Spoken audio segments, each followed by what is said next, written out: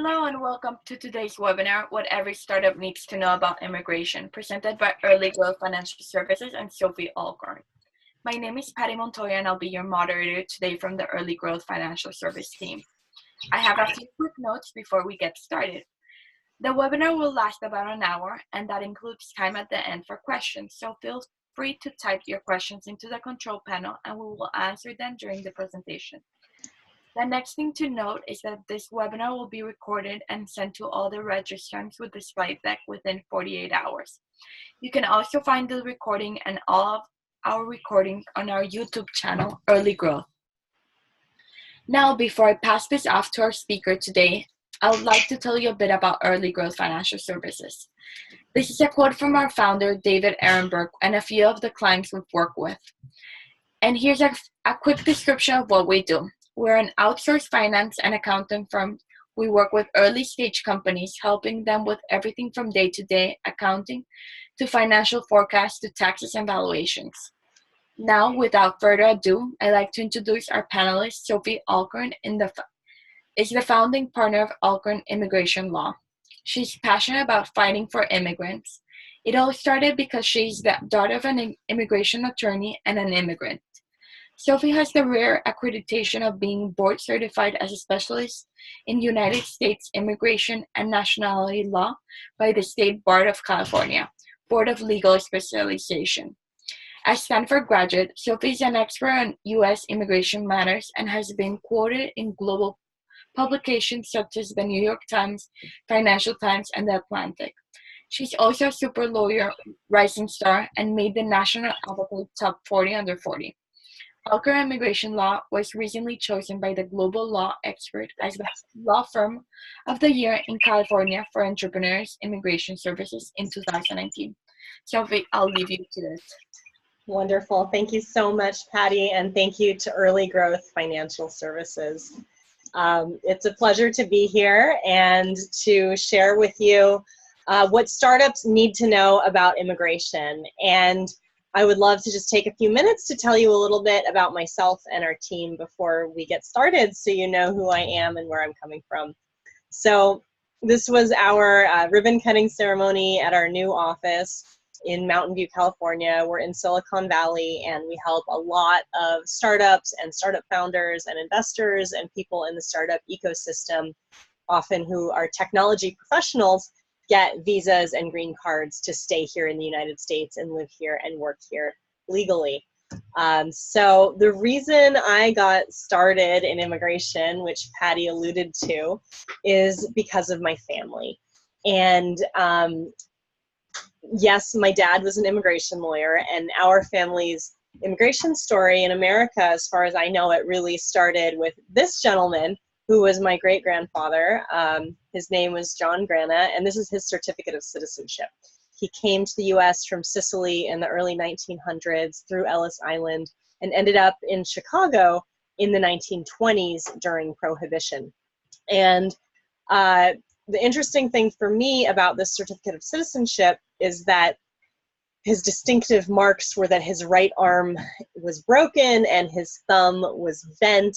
And what I do know from the family lore is that during Prohibition, when there was no alcohol allowed in America, he would drive into Canada and buy whiskey, barrels of whiskey, and bring them back for all of the policemen, judges, lawyers, doctors in the town. And apparently that was how he made money.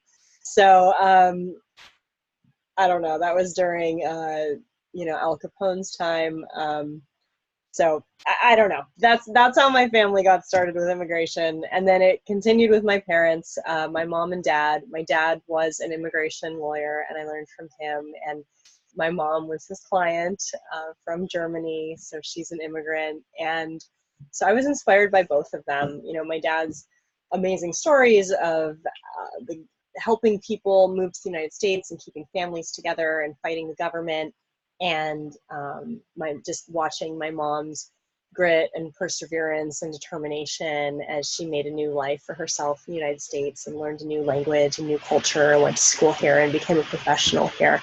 So I have a lot of respect and admiration for immigrants, and also just really know what it takes to go through this super challenging process. Not everybody can handle it. A lot of people don't and end up going back home because it's too hard. But I think that that's a big reason why, you know, there's so many successful immigrant entrepreneurs in the United States. Like it's a real test of character and a testament to who you are. If you can navigate the immigration process, it means you have a lot of fortitude, and you probably have much greater chances as a startup founder that you'll succeed. So this was at my Stanford graduation. I really admired my dad and wanted to follow in his footsteps. And so I decided to build my law firm. And this is our current location in Mountain View. We're a block away from Google, right off the 101 freeway. So if you're in San Francisco or visiting the Bay Area or in Silicon Valley, we're really easily accessible by Caltrain.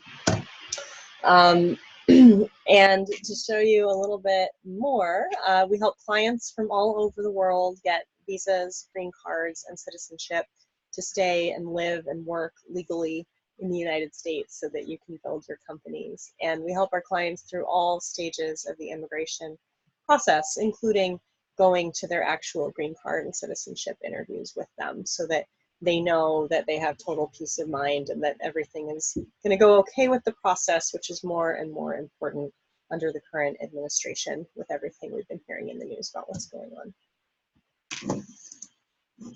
This is our team. We have a wonderful team from all over the world. Everybody's either usually an immigrant themselves or the child of immigrants or married to an immigrant. And so we all get this, and it's very, very personal to all of us. We're very happy to help our clients. And this was at an immigration lawyer conference. You know, this legal field is constantly changing, so we're always trying to stay abreast of the latest developments and changes so that we can always help our clients put their best foot forward. This is another slide I enjoy showing. This is Willie. He visits our office often, and this was on Halloween. And I show this slide for two reasons. One is immigration law is super complicated, and it's really nice to have some compassion when you're in this process. And so our clients love, you know, getting to see Willie when he's available. And it's just, immigration law is super complicated if you're new to it. Like, I just want this hour that we're spending together to be an overview and mental preparation so that you have some idea of what you're getting into, so you can be mentally and emotionally prepared, because all of these processes can take many months or sometimes years. And it's important to have, you know, compassionate partners in the process, because a lot will be demanded of you in order to navigate through it. That being said, it's entirely possible, and you do have, you know, agency and influence and control over the process, and there are definitely ways to do it. The other reason I show this slide is just to give you a sense of the paperwork, the sheer volume of paperwork involved. When I started my firm, I had this crazy aspiration that we would be paperless, green, eco-friendly, and save the environment. Unfortunately, we just cannot do that yet, because for like 99.9% of things, the government does not accept any e-filing. It's all paper-based.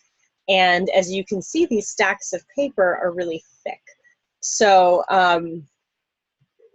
just be prepared that in this process, you are going to be required to pull together large amounts of evidence, documentation, paperwork, forms, photographs, company documents, educational documents, translations. There's just a lot of paperwork involved. And we will do everything we can on our end to make that process simple for you by providing checklists and templates where possible, and helping to fill out all of the forms for you, just giving you easy questionnaires to fill out. But there's no immigration lawyer who can do the whole process for you where you never have to lift a finger. It's an active partnership where we both need to work together to help tell your story so we can help you put your best foot forward in the process. These are my partners. So I'm the founding attorney, and Mary Jacobs is my partner who runs our business immigration practice, along with Jeff, our associate attorney, who works alongside of her. And Anita Kumrikian is also my partner, and she runs our family and individual immigration practice. So today we'll be really focusing on immigration law for startups, which is often business immigration law, and what you can do to sponsor yourself for a green card. But I'll just throw it out there. Sometimes the easiest, so just to preface this, I'm a total feminist, and I believe that everybody should succeed and have opportunities based on their own accomplishments and merits. And I know how hard my clients work to get to where they are. That being said, sometimes the easiest immigration process is not based on your personal, professional, or academic background. Instead, it's based on your good faith marriage to a United States citizen who you love and share a life with.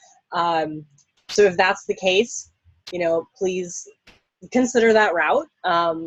Only do it if you have a legitimate marriage, because otherwise it would be unethical. The government checks for that. But we won't be talking about marriage green cards, but if that's relevant for any of you, you're always welcome to get in touch with myself or Anita, and we'd also be happy to help you navigate throughout that process. So this was our team this week. This is like the most recent version. We've been growing really quickly, and we really are passionate about helping our clients, and love being part of this group. Okay, so now we will keep moving forward. So just to give you some background, our clients are from all over the world. There's no required language that you need to speak or country that you need to be from.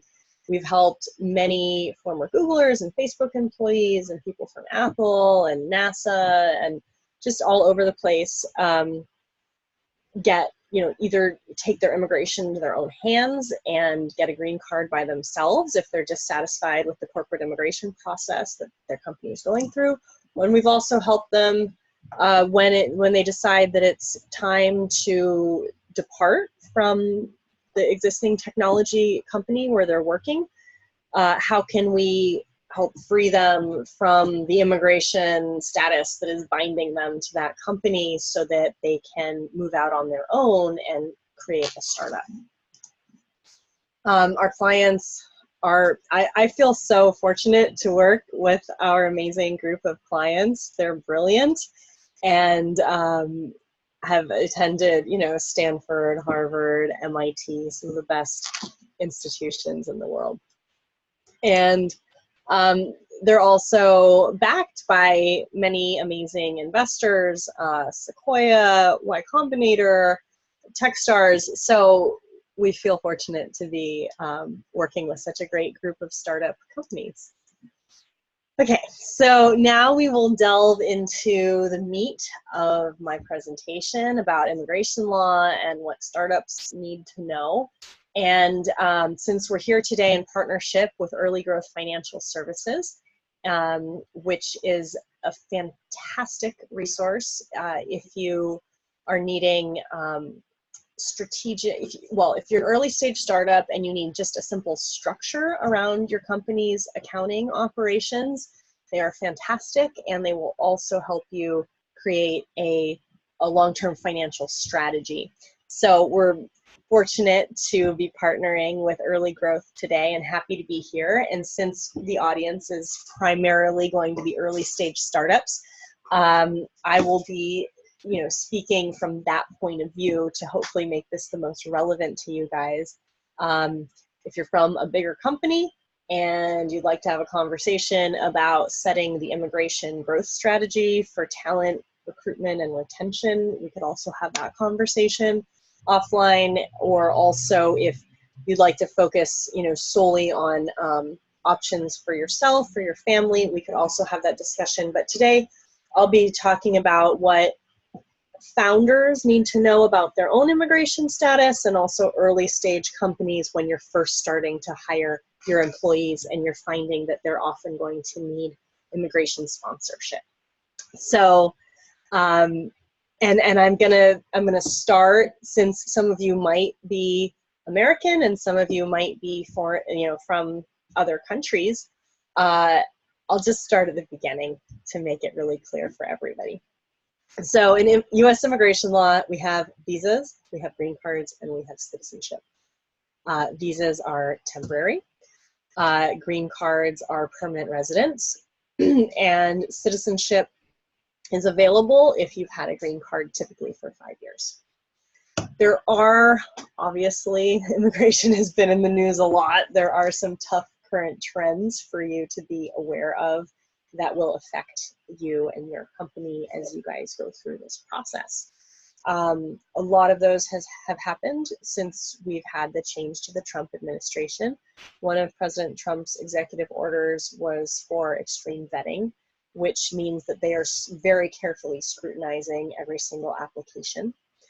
Another thing relevant for this audience is options are disappearing. There was supposed to be a startup visa under President Obama, but President Trump did not want to continue it, and so it has not been formally canceled to my knowledge, but in effect the program is dead and nobody's going to get a startup visa. Ideally, one day Congress will pass a law to create a legit startup visa that would allow you to move here to run your company based on getting investment from like an angel or a VC. There is no such option right now, and our current legal framework was basically built in the 1960s.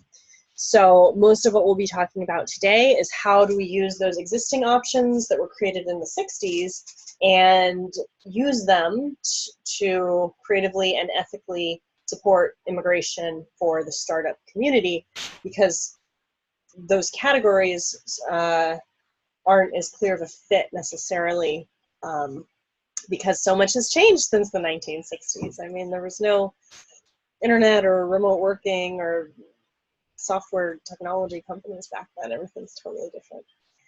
Another trend is that H-1Bs are getting more difficult.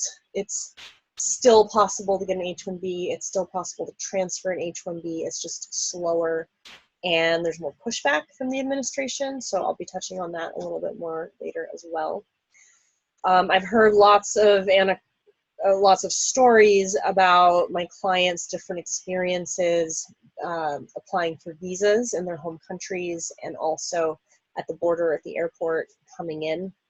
And we're just seeing, I think that the immigration officers are feeling a lot more liberty to enforce determinations that might seem arbitrary.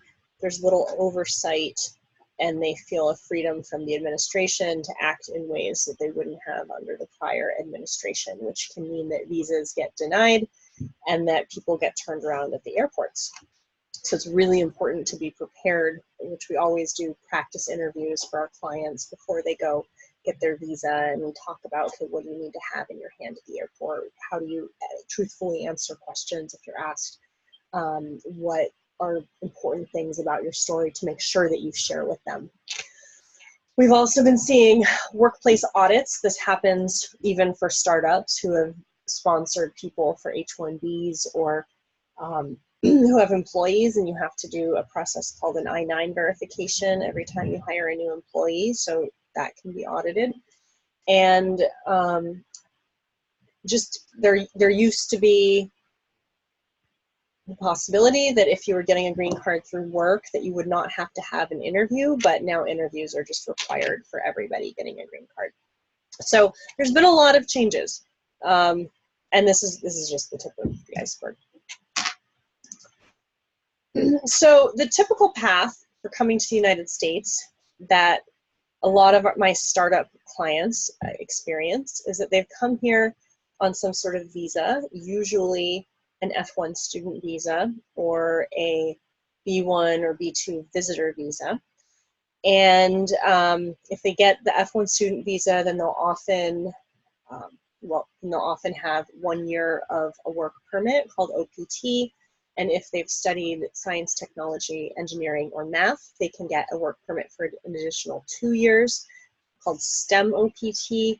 And then usually they work, and then throughout that time, a company will sponsor them in the H-1B lottery to get a professional worker visa. And then later down the road, the company will sponsor that person for a green card for permanent residence. And then once you've had a green card for 5 years, typically you can become a citizen. So that's like a very stereotypical path for people, technology professionals in Silicon Valley. However, I would like to point out, because this can be interesting for some people, that you can get a green card even if you've never had a visa. There is no requirement that you're already living here to get a green card. And you could do the whole process back home in a different country. And then when you come here for the first time, you're coming as a permanent resident. So I know with startups, everybody needs to be here now or yesterday.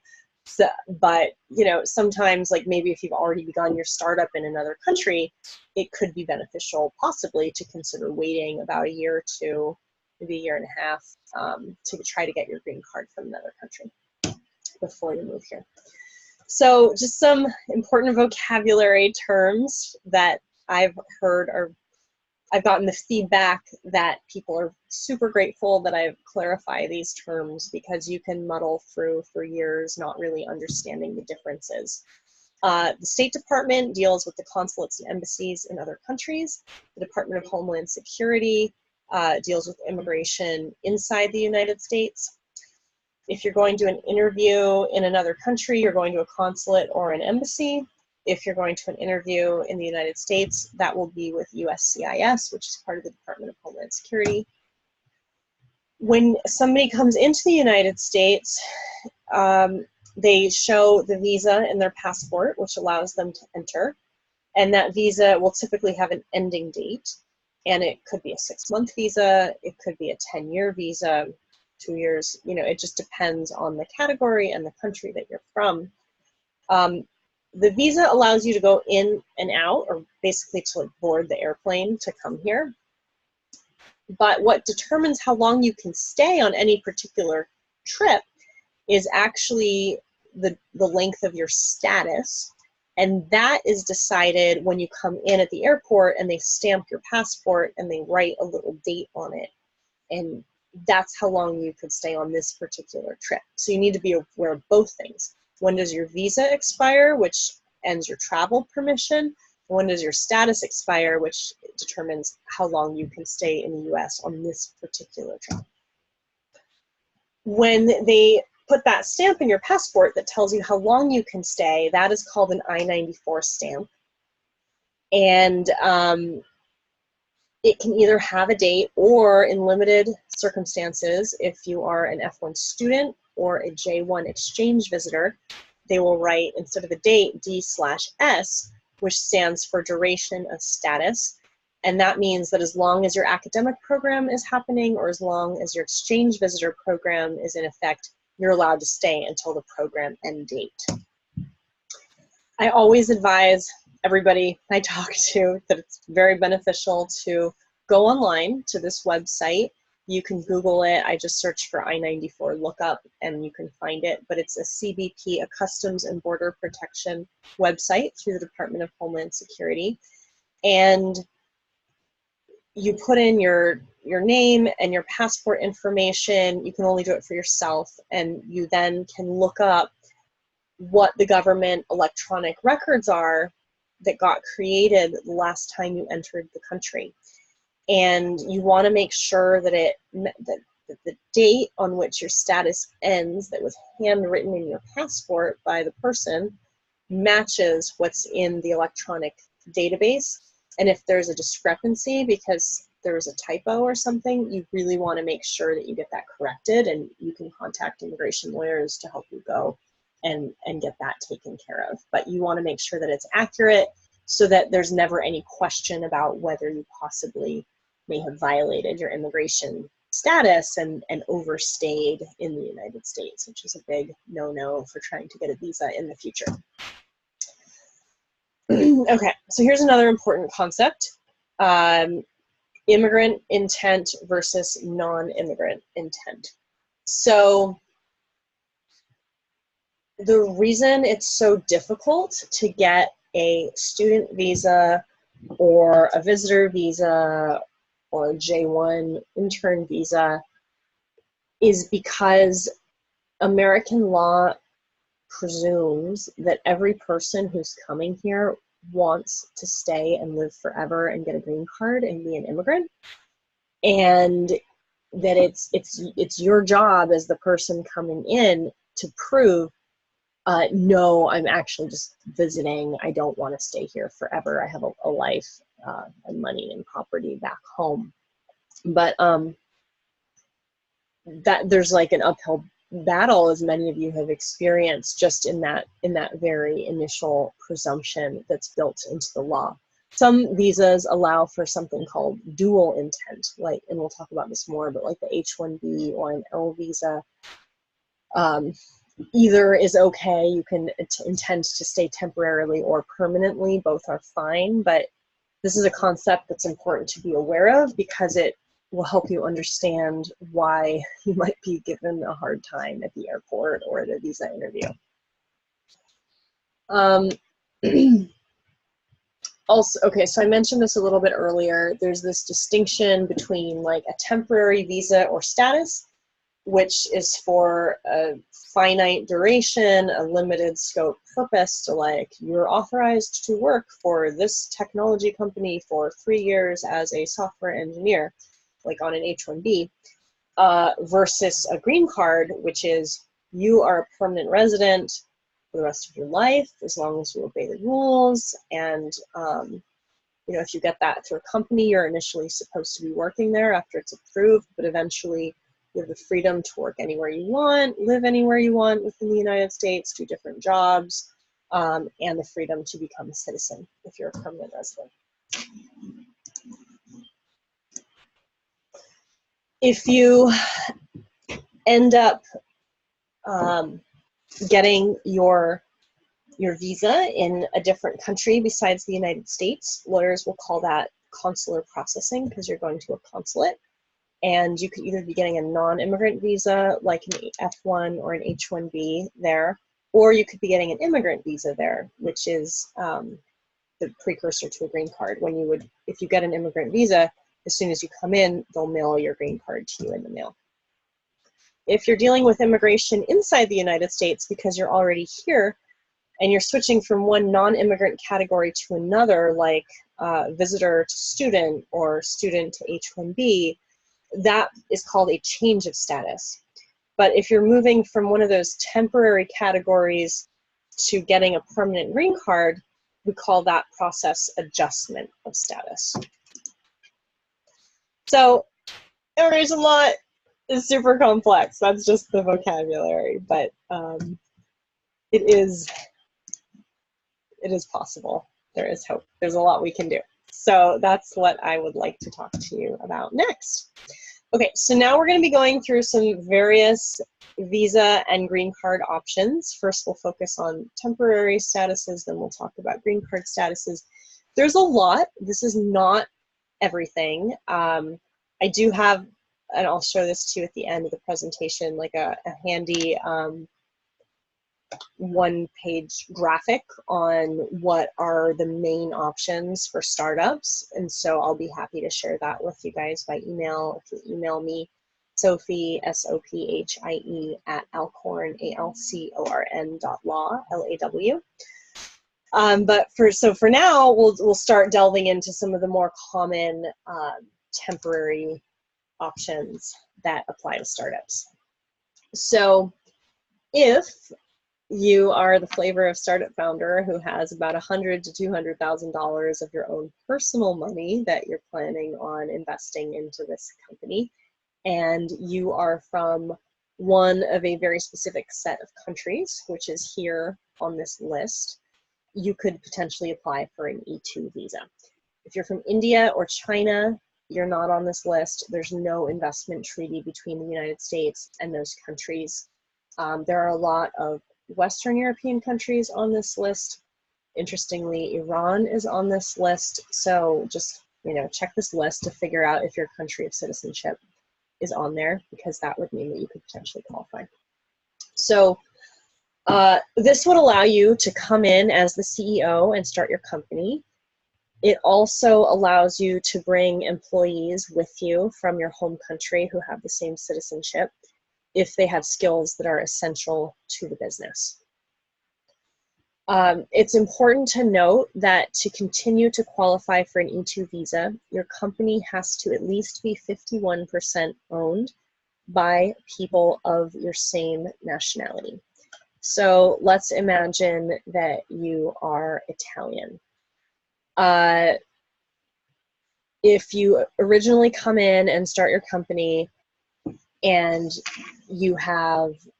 maybe you have one co-founder or something, but you have 60% of the ownership, then that's totally fine. You qualify. It's theoretically an Italian company, and you can bring in Italian employees with you. Now, let's say you go through Series A and your equity gets diluted, and now you have 47%, and the other owners are all US citizens or permanent residents or American VC funds. Your company would no longer qualify for the E2 visa because it's not at least 51% Italian owned. However, if one of those angels was an Italian citizen, and so your 47% plus that person's 5% was 52%, guess what? You would still qualify as Italian owned. So if you want to go this route, just be aware that you have to think about how the equity is going to play out over various rounds. And if it does get diluted, okay, that's fine, but let's just make sure that we have an immigration backup plan in place so that you're prepared.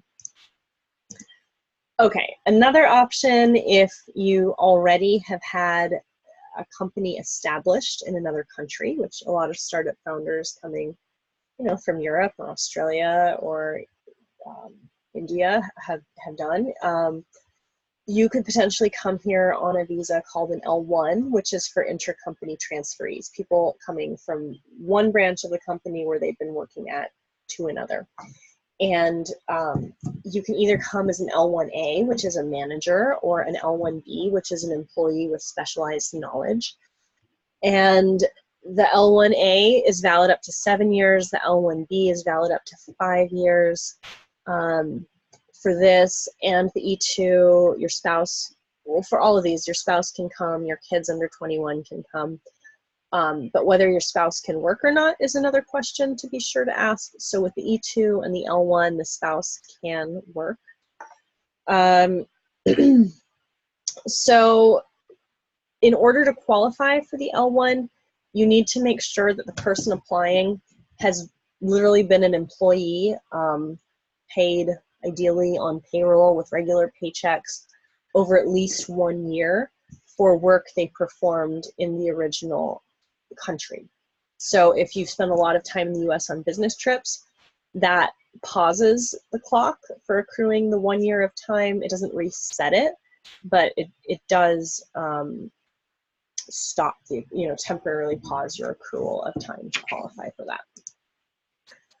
Another option that is great for startups, depending on what field they're in, we see this with startups that are pursuing really novel technologies, getting a lot of experts in computer science with PhDs here, or scientists or inventors or in life sciences, biotechnology companies. Often many of the star engineers could qualify for an O1A visa for extraordinary ability. We also see this with the startup founder, the CEO themselves, that if the CEO has a strong track record of success in another country, they too could qualify as a person of extraordinary ability in the business field. And so The O visa, a good thing is that it can be renewed indefinitely. Another good thing is that if you qualify, then there's also a connected route to a green card. That's a really great option if you can get it. A downside is that your spouse will not be able to get a work permit. And another downside is that you need to be an employee of the company. So let's unpack the word employee. What does that mean? From an immigration perspective, being an employee means being hired by the company, having your work be supervised by the company, and the company has the ability to fire you.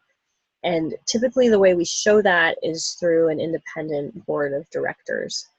And then we can work with your corporate counsel or recommend some great corporate counsel to help make sure that everything is super clear in the bylaws, that even though you're a founder, even though you have a certain percentage of equity, you do legitimately have an employer-employee relationship with the company. So in order to qualify for this, we would have to show that you're at the very top of your field of work, either in the world or in just your one particular country. And we do that by showing 4 to 7 letters of recommendation and then a bunch of evidence establishing that you're qualified in 3 of 8 different categories. And so that could be, have you won awards for your work? So venture capital could be considered an award. Have you been in the newspaper? Has your company been in the newspaper? Have you personally written articles that have been published in important journals for your field? Have you been the judge of any competitions? So perhaps pitch competitions or perhaps peer reviewing academic papers in your field?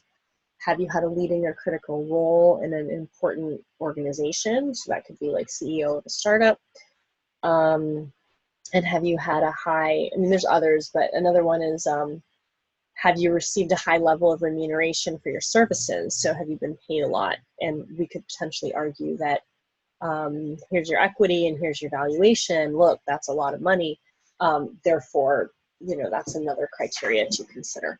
So this can be potentially a great visa if you're leading, probably leading a technology aspect of the company or perhaps the founder. What happens if you don't have extraordinary ability? That's okay. We still have the H-1B visa. The H-1B is a visa for professional employees. You have to have a bachelor's degree or equivalent experience in a particular field, and you have to be coming to the United States to work at a company in your field in a professional capacity. So no admin work. And just like the standard example is you studied computer science or electrical engineering, and now you're going to be a software engineer. It could also work in business fields as well. Like the O-1A, this also requires an employer-employee relationship with the company. Unlike the O-1A, there is a required minimum wage that we calculate based on your specific geographic location, your job title, and your level of experience. So there's like a government mandated minimum wage. H-1Bs can be transferred from one company to another. They're typically valid initially for 3 years, and they can be extended for up to 6 years. And they are limited in number by law. So every year there are 65,000 available H-1Bs plus 20,000 for people with a master's degree. Every year, typically for the last 5 to 10 years, there have also been over 200,000 applicants. So that means that, well, the timeline is every April there's a lottery. So we're coming up on that. So if this is interesting to you, you really need to act right away because we're right on the border. We're soon going to run out of time to prepare them. So we would need to get going right away. But there's an April lottery. You then find out if you've been selected, and then they could ask you more questions about your application, and then you'd be able to start on October 1st at the earliest. If so there's initially 3 years available, you can renew it for another 3 years, and then if the company is also sponsoring the person for a green card in parallel, then that will allow the person to get H-1B extensions beyond the initial 6 years while they're waiting for their green card. So H-1Bs are great if you can get them, and for startups, so just startups know that your competitors in technology, larger technology companies adopt the strategy that every year they do H-1Bs for all of their foreign-born workers, especially those who are currently students on work permits and have OPT. The idea is to give that individual as many chances to get through this lottery as possible. So that can be very valuable. Occasionally, sometimes it doesn't work out and you don't get selected after 3 years, and then you need to look for another option. And that would allow you to, that we could be creative about that, either creating a subsidiary for an L1 or, different companies park clients in Canada sometimes, and that could potentially be an option for startups too. There is an exception to the H-1B lottery if you're affiliated with an educational institution. So one program to look into for that for startup founders is called Global Entrepreneur in Residence, GEIR, and that's in conjunction with universities. So you would obviously be a startup founder in your company, and then you would also be coming to the university to teach entrepreneurship to American students. And that's a way to potentially get an H-1B without going through the lottery. If there are any Canadian or Mexican professionals, they are also eligible for another professional status called a TN, Treaty National, which comes from the NAFTA trade treaty, North American Free Trade Agreement. And relevant fields for the technology industry are being an accounting, a technical publications writer, an industrial designer, a management consultant, software engineer. So there's different ways to pursue that. I'll be switching to green cards in just a moment, but I appreciate that we got a question. And this question is, what is your take on B1 temporary business visas? They're very useful. B1 visas could potentially be valid up to 10 years in your passport, depending on what country you're from. And you would be allowed to stay in the United States for up to 6 months, typically, on any given trip. And you're only allowed to engage in certain business activities when you're here on a B1. You are definitely not allowed to be working in the United States. You can't be employed. You can't be paid. You have to be really careful because the definition of employment under immigration law includes any sort of activities in the hope of getting money in the future. So I take that to mean that if you're here on a business trip, which is legal, but you're spending your nights coding the algorithm in the hotel room, that could be pushing the line, crossing the line and considered unauthorized illegal employment. So I just want people to be really careful about that. But what you are allowed to do is come here, meet with investors, incorporate your company, have board meetings, lease an office, get a US manager in place. Those would all be allowed. Okay. And then before we push on to green cards, and we'll do Q&A at the end, but I do have a question about the L visa, which was for intra-company transferees. And the question is, does the intra-company transferee require one of the companies to hold a majority share on the other, either the US company or the foreign company? So thank you for bringing that up. That's an important point as well. Yes, there are specific relationships that are required for L visas for intra-company transferees. So you have the US company and you have the foreign company. One of them can be the parent of the other, and the other would be the subsidiary. That can work in either direction. The U.S. company can be the parent or the subsidiary. They could also be branches of the same company or affiliates. If they don't have a parent-subsidiary relationship, what we have to look to in the corporate structure is who owns them. And ideally, if one doesn't own the other, we would be able to show that the same person or the exact same group of people owns both companies with the same ownership percentages. So yes, please make sure that you talk to an immigration lawyer and a corporate lawyer before you send somebody out of the country for a year to set them up for an L visa to transfer back to the United States. Okay, now we're going to spend a few minutes talking about green cards. In general, there are 3 ways to get green cards in the United States. You can get it through employment and investment, you can get it through a family relationship, and you can get it through the diversity lottery for green cards. We're going to be talking about employment green cards. So the most common way that professional technology employees typically get green cards in the United States is through an employer in the EB2 category or the EB3 category. EB stands for employment-based.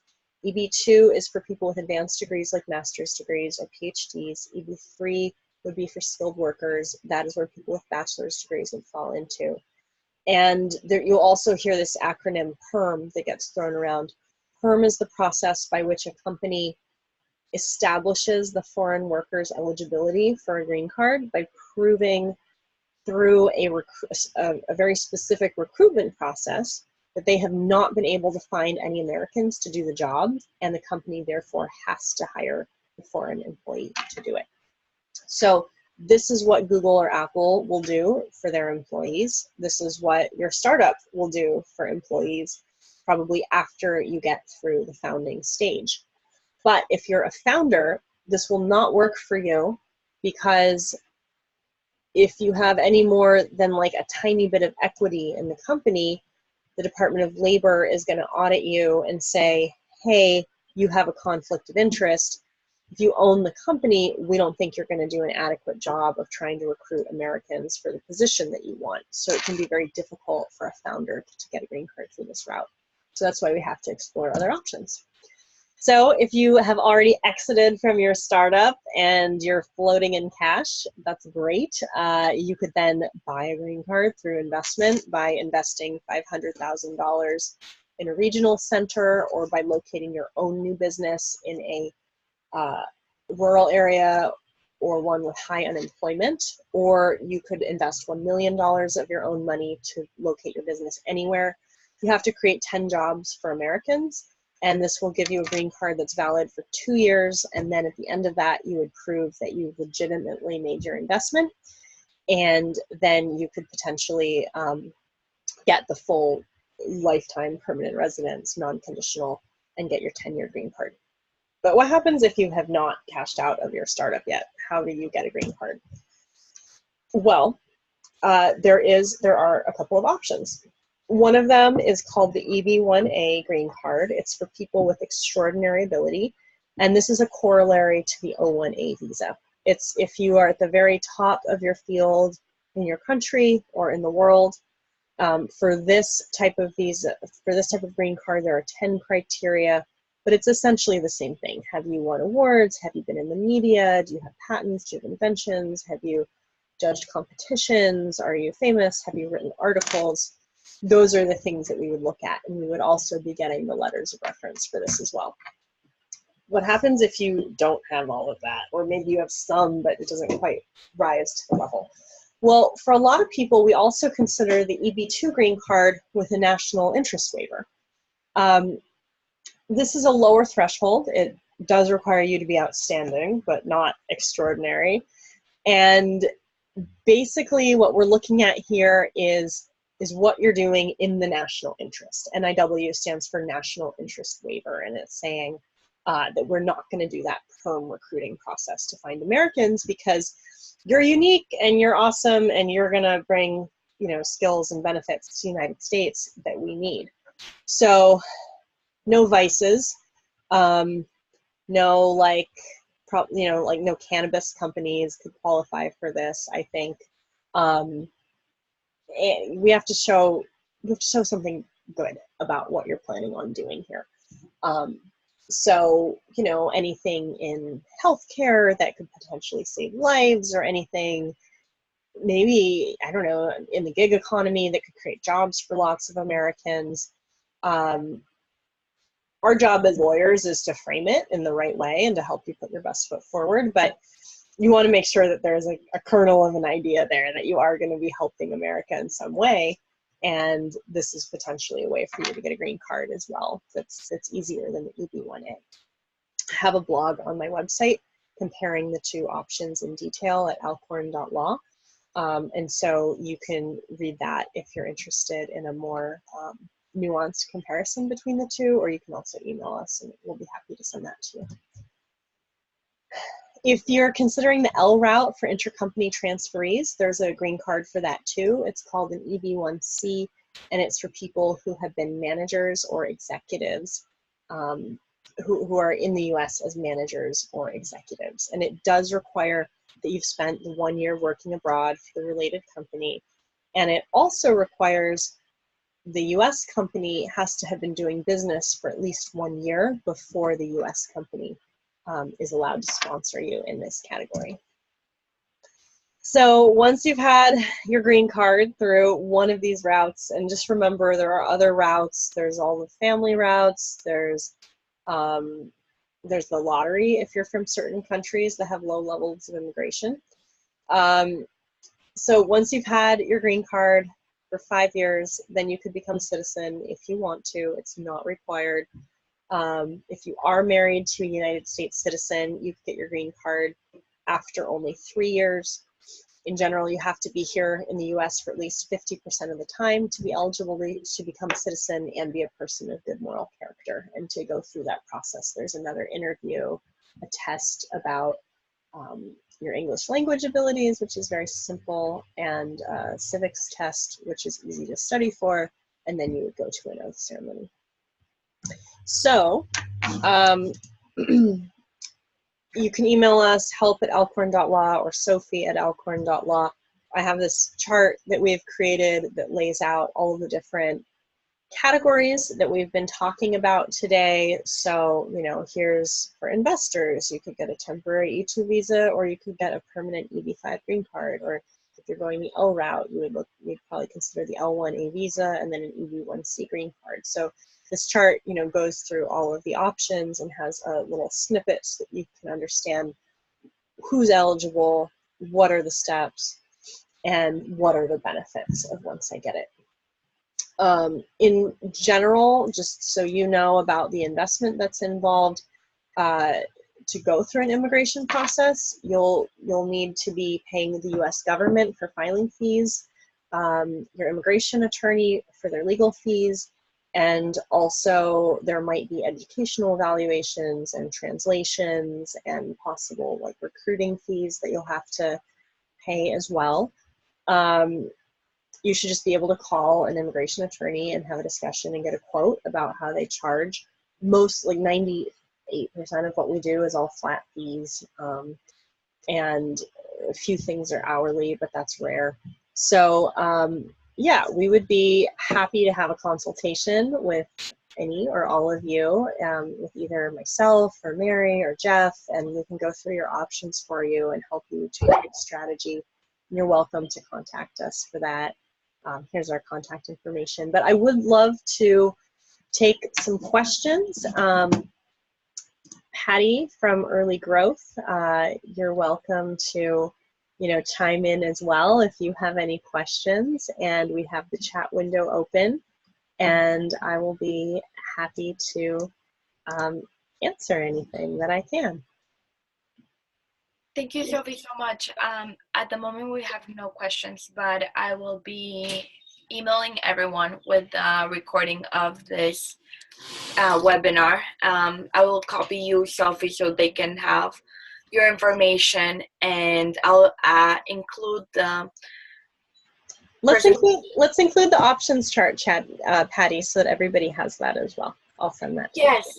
I like the PDF you usually share, so let's include that as well. And if you have any questions or would like anything else, just you can email Sophie or I, and we will be happy to answer any question. And I would just say with all of this, the one urgency is if you want to get any H-1Bs filed in this April's lottery, now is definitely the time to get started for that.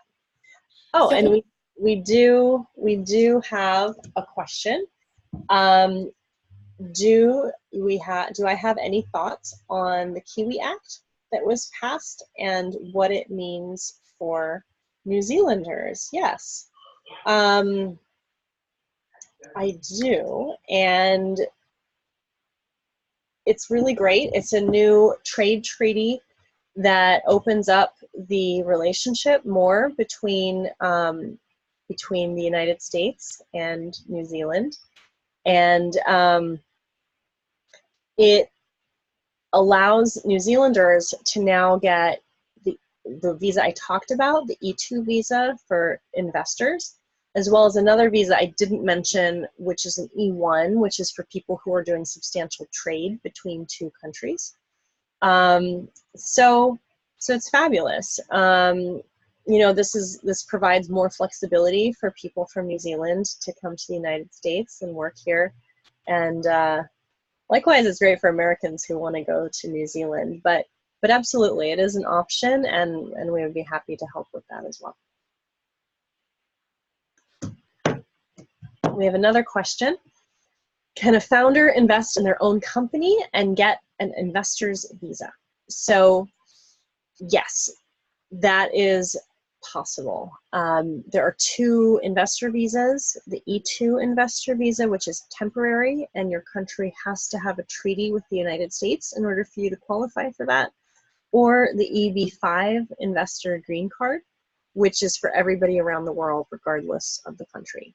So for the E2 option, that's the one where you have to make sure that your company is at least 51% owned by people from your country.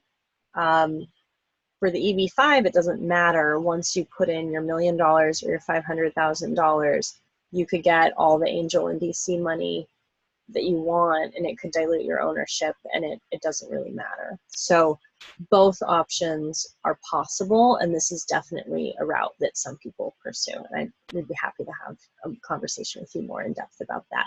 The one caveat is you just have to look at that list of countries to see which ones qualify. Sophie, I wanted you to answer a little bit more for the April lottery. Do you think, what do people need to do right now, because we're kind of on time? Is there anything that they could start doing? Step one, identify who in your company you want to sponsor. Step two, figure out ideally what job it is that they are supposed to be doing for you once they have this H-1B, and start writing down a job description and make sure it aligns with their field of education and that it involves professional duties. In parallel, get an appointment to talk to an immigration lawyer ASAP.